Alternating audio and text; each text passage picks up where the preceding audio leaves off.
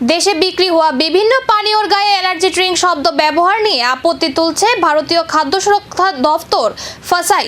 সংস্থার দাবি, বর্তমান খাদ্য সুরক্ষা বিধিতে এনার্জি ড্রিঙ্কের জন্য আলাদা কোনো স্বীকৃত মান বা সংজ্ঞা নেই। এই কারণে রেড বুল, পেপসিকো ইন্ডিয়া, ক্যাম্পা সহ একাধিক ব্র্যান্ডকে নোটিশ পাঠানো হয়েছে। লেবেলে ব্যবহৃত শব্দ বা বিপণন সংক্রান্ত দাবির ব্যাখ্যা চেয়েছে ফাসাই। প্রয়োজনে লেবেল সংশোধনেরও নির্দেশ দেওয়া হতে পারে।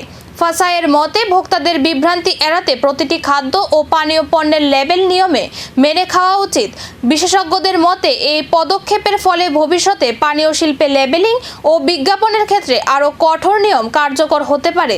এখন নজর সংশ্লিষ্ট সংস্থাগুলির জবাবের দিকে। ফাসাইয়ের পদক্ষেপ কি শুধু লেবেল বদলে সীমাবদ্ধ থাকবে, নাকি পানীয় শিল্পে আসতে চলেছে আরও বড় নিয়ন্ত্রক পরিবর্তন? সেই উত্তরই এখন সবচেয়ে বেশি গুরুত্বপূর্ণ।